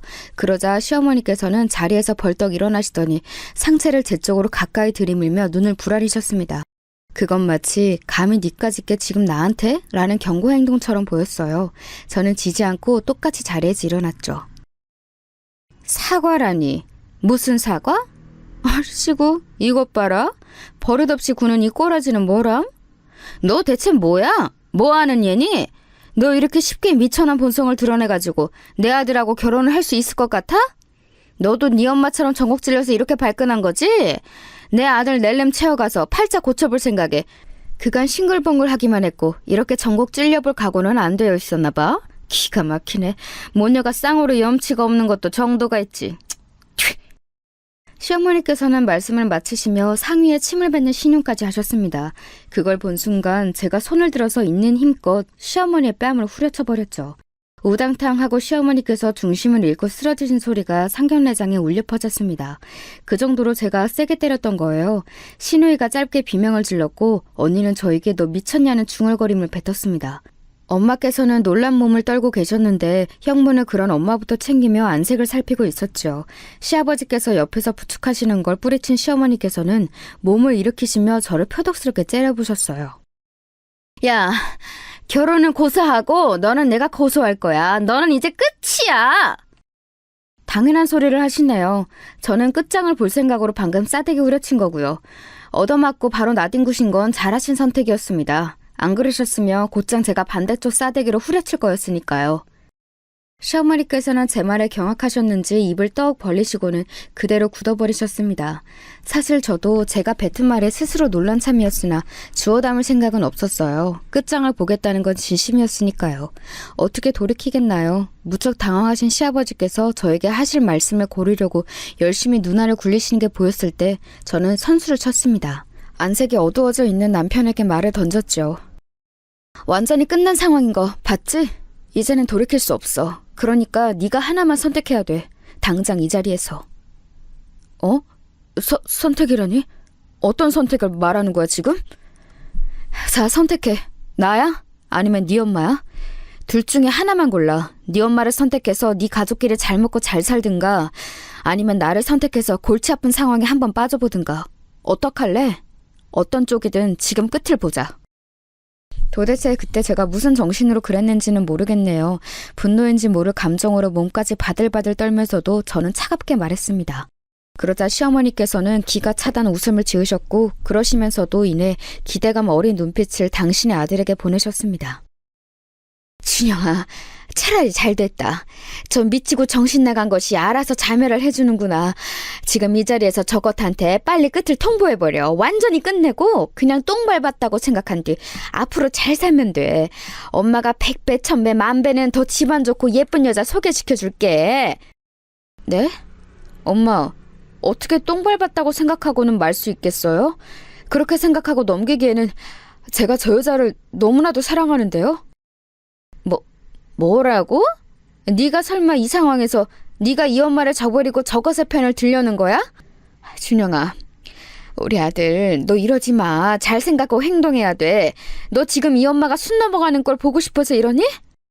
시어머니께서는 당장이라도 숨이 꼴깍 넘어가시겠다는 표정으로 가슴에 손을 대시며 한숨을 쉬셨어요.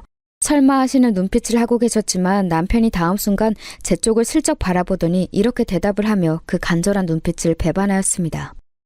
엄마, 죄송한데 저 그냥 이 사람하고 결혼해서 잘 살게요. 비록 엄마와 함께 하지는 못하겠지만 제가 행복하게 잘 살면 그게 효도가 되겠죠? 네가 어떻게 지금 이 엄마가 아니라 저걸 선택할 수가 있어? 네가 방금 그 꼴을 보고도 그 입에서 그딴 소리가 나와? 어떻게 네 엄마를 때린 여자하고 결혼을 하겠다고 할 수 있느냐 이 말이야. 그래놓고 효도를 운운해? 세상에나 준영아. 아들, 너 이러는 거 아니다. 시어머니께서는 거친 호흡을 연달아 뱉으시더니 아예 뒤로 휙 넘어가 버리셨습니다. 시누이가 바로 뒤를 받쳐줘서 망정이었죠. 안 그랬다면 의자 같은 데 머리를 잘못 박으실 수도 있었어요. 뒤로 넘어가신 시어머니께서 눈을 반쯤 까 뒤집으시는 걸 보고 시아버지께서 다급히 구급차를 부르셨습니다. 남편과 시어머니의 짧은 대치를 멍하게 보고 있었던 저는 그제야 정신이 들었던 것 같아요. 상견례장은 물론이고 거기 식당 자체가 어수선해졌습니다. 그곳을 나올 수밖에 없었죠. 엄마께서는 걱정스럽게 저에게 물어오셨어요. 선정아, 너 이래도 되는 거야? 너 왜 그랬어? 어? 저러다 잘못되시면 그땐 어떡하면 좋니? 아까 구급차 타실 때 의식 있으신 거 내가 다 봤어. 아마 별일 없을 거야. 그런데 엄마야말로 아까 왜 그랬어? 엄마뿐만이 아니야. 언니, 형부, 셋 다. 계속 별다른 대꾸도 못하고 그 온갖 무례한 언사를 듣고만 있고 실실 웃기나 하고. 제 말에 언니가 다가오더니 저의 어깨를 어루만져주며 설명을 하더군요. 세 사람 다 제 결혼을 위해 무작정 참았다는 거예요. 제 결혼, 즉 제 행복이 우선이라고들 생각을 해서 모욕을 눌러 참으면서 계속 바보처럼 웃고 있었다는 겁니다. 저희 집안이 많이 기우는 결혼이었으니만큼 무작정 저를 위해 참으며 인내하기로 다들 작정하고 상견례장에 나온 것이었어요. 그 속내를 듣고 저는 정말 속상했습니다. 다들 왜 내 마음을 이렇게 몰라줘? 나는 우리 가족이 행복한 거 바로 그걸로 행복한 사람인데 이런 내 마음도 모르고 왜 그 상황에서 참고만 있었던 거야. 내가 분명히 말해두는데 나는 우리 가족이 최우선이야. 시어머니의 빈정거림 앞에서도 눈물 따위는 나오지 않았었는데 아이러니하게도 이런 순간에 눈물이 나올 것 같더라고요. 꾹 참으면서 제가 말을 했을 때였어요. 제 뒤편에서 조심스러운 목소리가 들려왔습니다. 그 가족의 범위에 나도 끼워주는 거 맞지?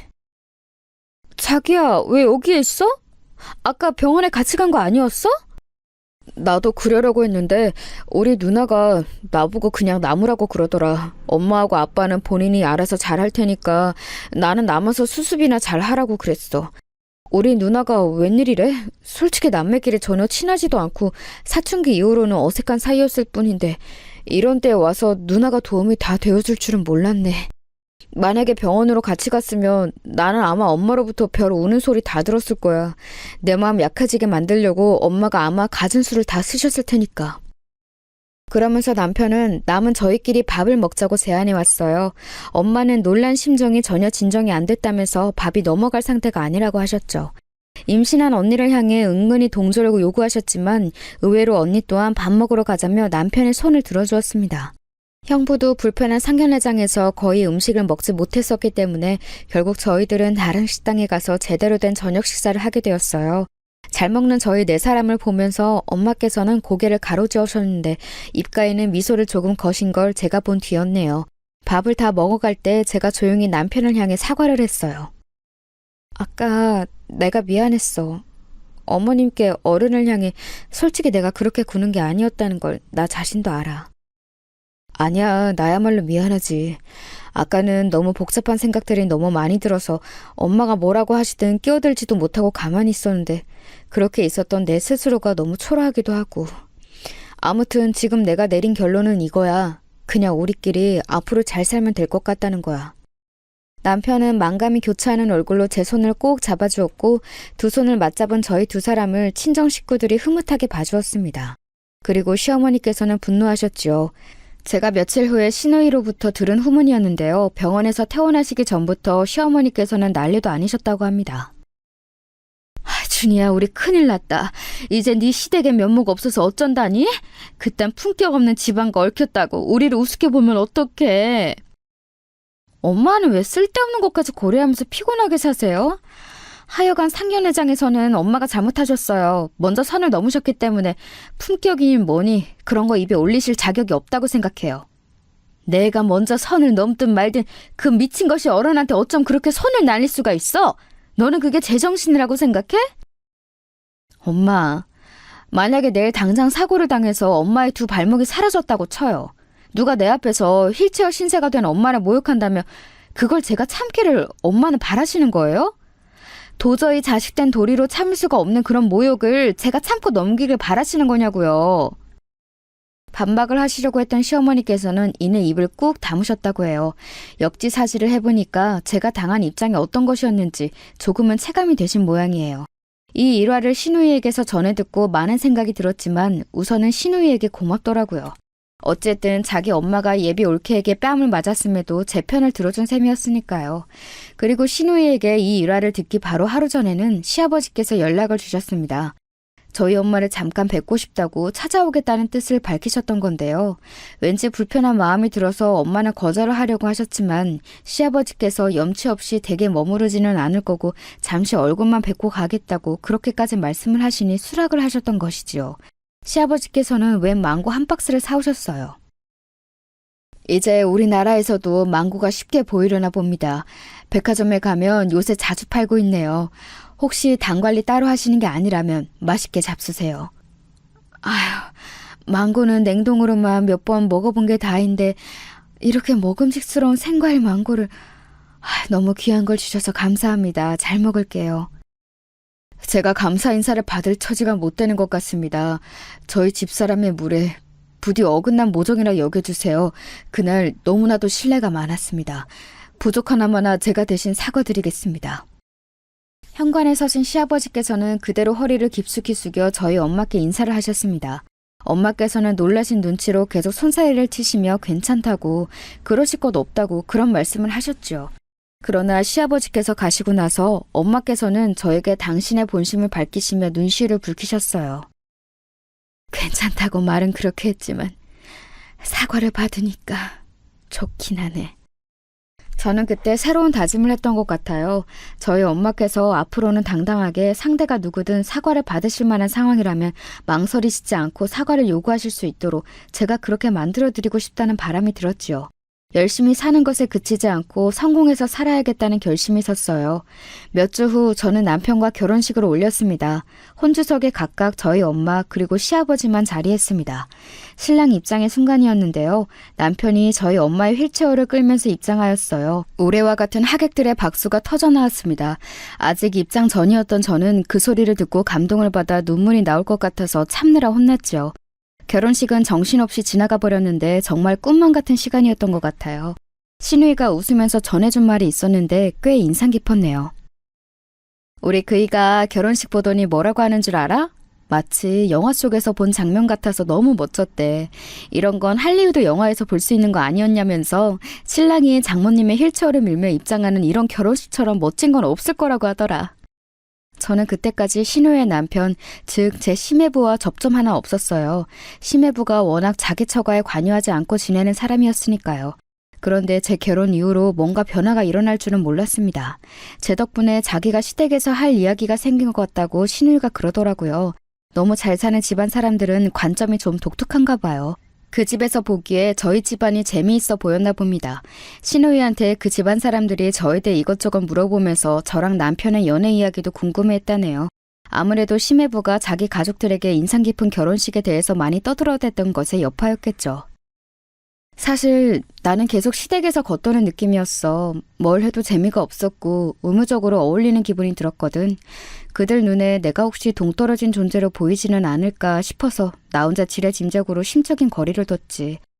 근데 올케 결혼 이후로 말이야. 한번 대화에 물꼬가 트이기 시작하니까 이상하게 내 시댁 식구들이 별로 안 어렵게 생각이 되더라. 저는 그래서 신우이와 이런저런 대화를 하려고 종종 만나게 되었어요. 제가 누구하고 대화를 하는 걸 결코 어려워하는 스타일도 아니었으니까요.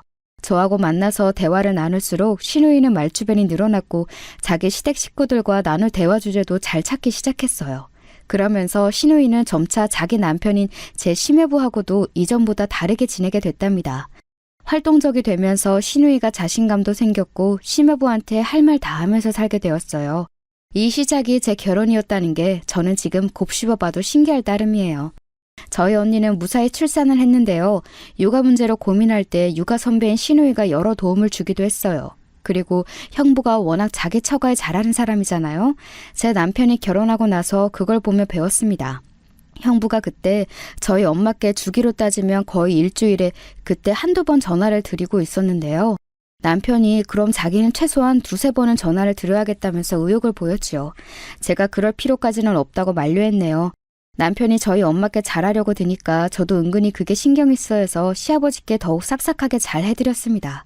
모두가 행복한 변화를 맞이하며 진정한 가족이 되어가고 있을 때 소외되신 한 분이 계셨지요. 네, 바로 제 시어머니셨습니다. 나는 절대로 굴하지 않아. 나는 나만의 길을 갈 거야. 감히 내가 끝까지 허락을 하지 않았다고 해서 나를 정말로 결혼식에 빼버려? 이런 결혼이 어디 끝까지 평탄하게 잘 갈 수 있을 것 같아? 지금이야 다들 그 정신 나간 것한테 이상하게 홀려서 그러고들 있지만 시간만 좀 지나봐라. 다들 땅을 치고 후회하면서 내 판단이 맞았다고 할 테니까. 시어머니께서는 처음에 굉장히 의기양양해 하셨어요. 시아버지께서는 굳이 댁으로 제가 방문 안 해도 된다고 하셨었지만 그래도 모든 상황에 안 그럴 수는 없어서 제가 시댁을 방문했을 때면 시어머니는 마주치기도 했는데요. 아주 저 보란듯이 시어머니께서는 어깨에 힘을 주고 콧방귀를 뀌셨습니다. 저는 별다른 대꾸도 안 하고 그냥 고개만 꾸벅 인사드리는 게 전부였죠. 그런 저를 보며 시어머니께서는 조금만 지나봐라 어디 두고 보자는 식으로 자신만만해 하셨지만 오히려 시간이 갈수록 힘을 잃는 쪽은 시어머니셨습니다. 그토록 귀하게 여기셨던 당신의 사돈 때, 그러니까 신우이의 시댁이 저에게 호의적인 것부터가 시어머니께서는 큰 타격이었고요. 신우이 부부가 저희 부부와 함께 부산 여행을 주말에 다녀왔다는 걸 아셨을 때는 거의 거품을 무셨다고 나중에 신우이로부터 전해 들었네요. 그리고 제가 결혼 후에 좀 승승장구만 했어요.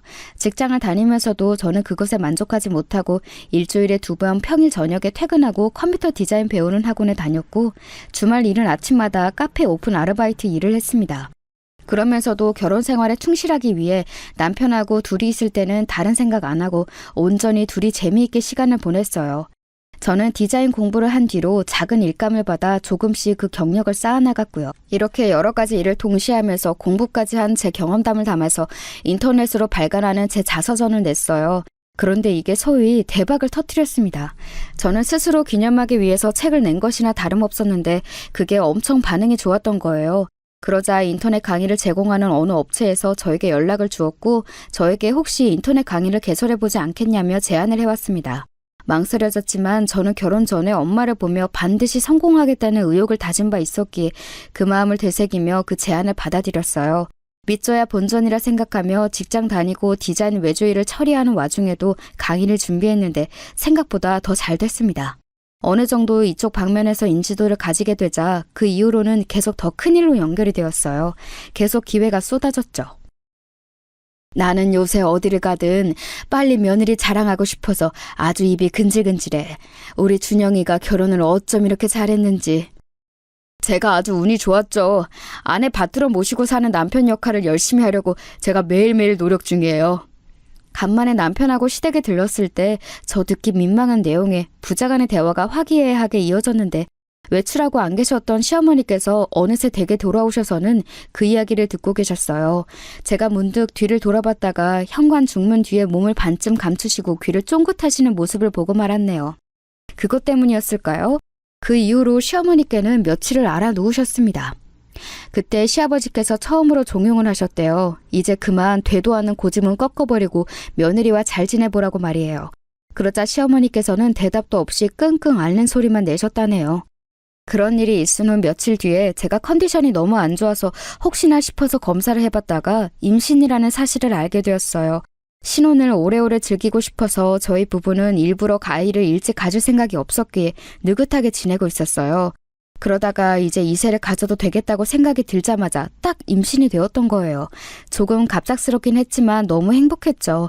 남편을 비롯한 모두가 기뻐했어요. 특히 저희 엄마께서는 눈물까지 보이셨네요. 이런 경사까지 쏟아지자 시어머니께서는 백기를 드셨습니다. 다른 건 다 참아도 도저히 손주 소식까지는 못 견디신 모양이었죠. 저와 따로 밖에서 만나고 싶다는 의사를 보내오셔서 저는 올 것이 왔구나 싶었습니다. 나는 둘이서 왜 여태까지 임신 소식이 없을까 싶어서 이상하다 생각했는데 그래, 이렇게 소식이 들려오는구나. 많이 늦은 임신 같지만 축하한다. 많이 늦은 건 아니고요. 그냥 적당한 때에 축복이 찾아와 준 것 같아요. 저희는 일찍 임신할 계획이 전혀 없었거든요. 너는 꼭 말을 그렇게 재밌대가리 하나 웃게 해야겠니? 하여간에 정이 들래야 들 수가 없어. 나 빼고 온 식구들 구워 삶아서 지내니까 온 세상이 네 것이 된 것 같지? 저는 그렇게 빈정거리시는 시어머니를 빤히 쳐다봤습니다. 사실 그 자리에 나가면서 저는 시어머니의 사과, 잘 지내보자는 요청을 받는다면 어떻게 반응해 드려야 할지를 수도 없이 생각해 봤었어요. 그런데 시어머니를 마주하고 그런 소리를 듣고 나자 돌연 묘한 상념이 들더라고요. 어머님, 원하시는 게 뭐예요? 잘 지내보고 싶다고 그런 말씀을 저에게 하시려고 이 자리 만드신 거 아닌가요? 그런데 왜 말씀을 그렇게 하시며 상황을 어렵게 만드세요? 내가? 내가 그런 작정을 했는지 안 했는지 네가 어떻게 알아? 너 참 웃긴 지레짐작을 다 하는구나. 어머님은 몇 세까지 사실 거예요? 80? 아니면 90? 만약에 100세까지 사신다고 한들 어머니께서는 이미 수명의 절반 이상을 넘어온 지 한참이시군요. 뭐야 너? 지금 내 속을 긁어놓으려고 그딴 망발을 짓거리는 거야? 영원히 사실 것도 아닌데 그렇게 구실 필요는 없다고 그런 말씀을 드리는 거예요. 왜 그렇게 생각하면 사셔야 하나요? 자식이 나의 소유물도 아닌데 자식의 인생이라는 게 있는 건데 자식이 결혼하겠다는 집안이 조금 부족한들 그게 뭐가 그렇게 큰 흠이며 사돈이 휠체어를 타든 말든 그게 뭐 그렇게 상관이 있나요? 그걸 왜 어머니께서 그토록 분하게 여기시나요? 얄미워 죽겠는 며느리가 성공가도를 달리는 걸 응원도 축하도 못해주며 지내셨죠. 혼자 그간 소외되신 채로 지내시면서도 애써 아무렇지 않은 척 구셨고요. 이게 다 무슨 의미가 있나요? 아들 부부의 임신 소식이 너무 기쁘시면서도 며느리에게 품은 앙금 때문에 그 자존심 때문에 지금 또 이 자리에서 어머님을 빈정거리고 계시네요. 어머님, 저에게 화해의 손길을 내밀기 위해 이 자리를 만드신 거 알고 있어요. 아니라고 부정하실 거라면 지금 당장 자리를 박차고 나가시면 돼요. 그러자 시어머니께서는 목덜미가 빨갛게 변하시면서도 차마 부정은 못하시더군요. 상견례 장에서 시어머니께서 쓰셨던 표현을 따라 그야말로 전곡에 찔리신 모양이었습니다. 저는 차분히 말씀드렸습니다. 어머님, 그런 의도로 이 자리를 만드신 게 맞다면 제가 먼저 확실하게 말씀을 드릴게요. 사과할 번지수를 잘못 찾으셨어요. 그건 제가 아니라 저희 엄마께 하셔야 맞는 거예요. 그 후에 제가 어머님과 잘 지내보든 말든 할 수 있는 겁니다. 나 원참 기가 막혀서. 내가 예전 그때 그 일로 굳이 네 엄마한테 가서 사과를 해야 한다는 거야? 네 시아비가 그때 집으로 찾아가서 사과하고 온 걸 내가 뻔히 다 아는데? 네가 뭐라도 된 줄 알고 지금 나한테 고압적으로 나오는 모양이구나. 임신했다고 유세 떠는 거야? 네 엄마가 아니라 사돈이라고 하셔야죠. 제가 어떻게 어머님께 고압적으로 나갈 수 있겠나요? 저는 그냥 당연한 순서를 말씀드린 것뿐이에요. 그리고 어머님, 저희 엄마께서는 단 한 번도 겉으로 티를 내신 적 없으시지만 저는 자식이기 알아요. 엄마께서 그날 이후로 계속 어머님의 사과를 기다리고 계신다는 사실을 말이에요. 제가 조용히 덧붙인 뒷말을 듣고 나서 시어머니께서는 기세가 누그러지셨습니다. 그러더니 생각에 잠기신 얼굴이 되어 한숨을 쉬셨죠. 하지만 끝내 그러겠다고 하지는 않으셨습니다. 저는 먼저 자리에서 일어나시는 시어머니를 향해 말씀드렸어요. 마지막 기회를 드리는 거라고 말입니다. 그러자 시어머니께서는 살짝 코웃음을 치면서 자리를 뜨셨어요. 속은 어떨지언정 자꾸 고슴도치처럼 가시를 세우시는 시어머니를 향해 그때 저는 별로 기대를 하지 않았어요. 그런데 이틀 뒤였습니다. 엄마의 전화를 받았어요. 문자를 한참 전에 보냈는데 지금까지도 답장이 없길래 계속 기다리다가 전화를 걸었어. 혹시 일하느라 바쁜 건 아니지? 아, 그랬어요? 밀린 업무가 있어서 그거 보느라 시간 가는 줄 몰랐네. 근데 엄마 무슨 일이길래 그래요? 혹시 급한 일이라도 있으셔? 목소리가 들뜨신 것 같은데? 좋은 소식 있으신 거지? 나 이런 거 눈치 백단이야. 아휴, 너는 뭐 그런 걸 눈치로 읽고 그래. 그게 다름이 아니라 사부인께서 오늘 아침에 찾아오셨어. 뭐라고? 갑자기? 그래서 무슨 일이 있었어요? 엄마, 혹시 또 무슨 무례라도 당하신 건 아니지? 아니야. 오히려 사과를 받았어. 내가 일부러 이렇게 표현하는 게 아니라 정말로 군더더기 없이 정중하고 깔끔한 사과였어. 그래서 나도 흔쾌히 그 사과 받아들이겠다고 말씀드렸지. 아까 그 상황에서는 놀라움이 커서 제대로 머리가 안 돌아갔는데 사부인 가시고 나서 곱씹어 보니까 왠지 모르게 가슴이 벅차오르더라. 그리고 네 생각이 나서 걱정이 됐어. 내가 멋대로 이렇게 사부인의 사과를 받아줘도 괜찮은 거였니? 네가 혹시 반대할 생각이라면 내가 당장 사부인께 연락드려서 그 사과 받는 거 취소하겠다고 말씀드릴게. 엄마의 다급한 덧붙임을 듣고 저도 모르게 웃음이 나왔어요. 엄마가 저보고 왜 웃냐고 물으셨는데 대답도 못 해드릴 만큼 계속 웃음이 나왔던 것 같아요. 웃겨서 웃은 것은 아니었고 기뻐서 웃은 것도 아니었고 지금 생각해도 모르겠어요. 그때 무슨 감정이 들어서 계속 웃었던 걸까요? 확실한 건 어딘가 후련한 기분이 들었단 것이겠죠. 저는 그날 퇴근하자마자 시댁에 찾아갔어요. 문을 열어주신 시어머니께서 퉁명스러운 표정을 지어 보이셨습니다.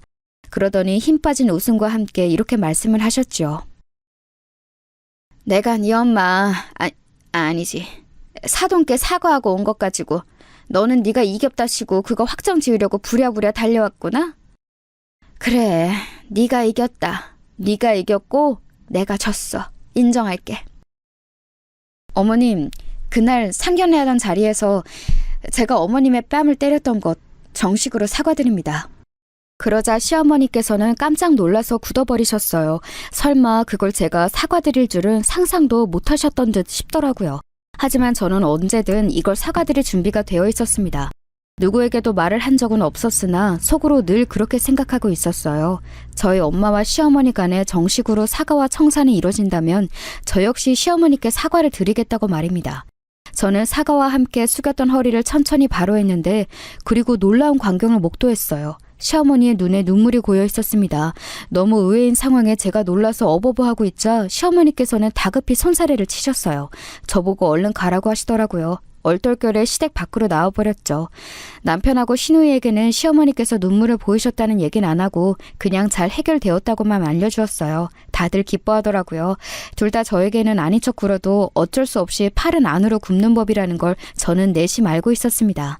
제가 저희 엄마와 시댁 사이에서 무조건 엄마 편을 들 수밖에 없듯이 남편과 시누이 그리고 시아버지까지 결국은 시어머니를 저버릴 수 없다는 걸 저는 알고 있었어요. 그렇기에 기뻐하는 감정을 감추지 못하는 시댁 식구들을 보며 이제야 진정한 평화와 행복이 시작되겠구나 싶었습니다.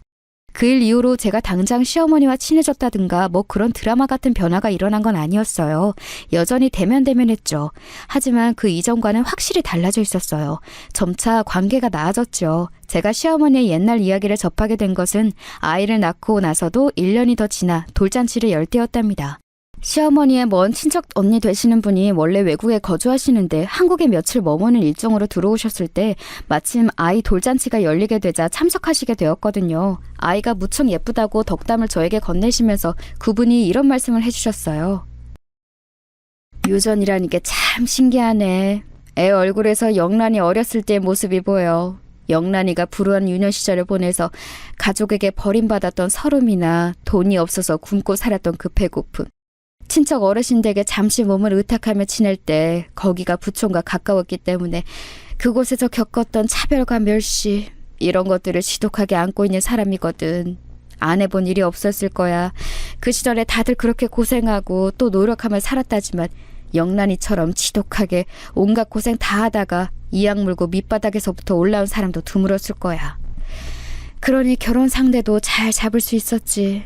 고난과 역경을 다 이겨내고 남들처럼 결혼해서 자식을 낳고 손주들도 보고. 영란이의 인생이 지금 무탈한 거 보면 옛날에 그 숱한 고생이 빛을 발하는 것 같아. 네? 영란이면 지금 제 시어머니 말씀하시는 거 맞으시죠? 말도 안 돼요. 어머니께 그런 과거가 있었다고요? 저는 막연히 유복하게 자라신 아버님을 운 좋게 잘 만나셔서 그냥 그렇게 평탄히 살아오셨던 게 아닐까 이런 짐작만 했었어요. 그런데 제가 멋대로 잘못된 짐작을 했던 거였네요. 그럴 만도 하지.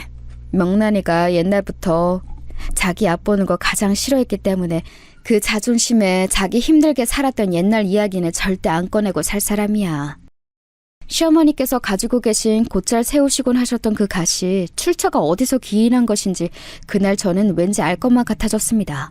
하지만 그런 티를 굳이 내지는 않았어요. 시어머니께서는 당신의 그런 부분을 누가 알아준다고 해서 절대 겉으로 반가워하실 분이 아니라는 걸 저는 이제 분명하게 알고 있었으니까요. 다만 그 이후로 시어머니라는 한 사람을 제가 인간적으로 이해해보려고 제 나름의 노력을 하게 되었던 것 같아요. 그러자 점차 놀라운 변화가 일어나더군요. 제가 그런 마음을 먹고 나자 시어머니께서도 점차 저에게 나긋나긋한 언사를 보이기 시작하셨어요. 원래는 어떤 말씀이든 무조건 틱틱거리며 하시기 일쑤였는데 시간이 갈수록 그런 모습을 찾아보기가 힘들어졌죠. 제가 둘째 임신을 하게 되었을 때 시어머니께서 주로 첫째를 봐주셨어요. 이때 특히나 저희 고부관계가 더 가까워졌던 것 같습니다.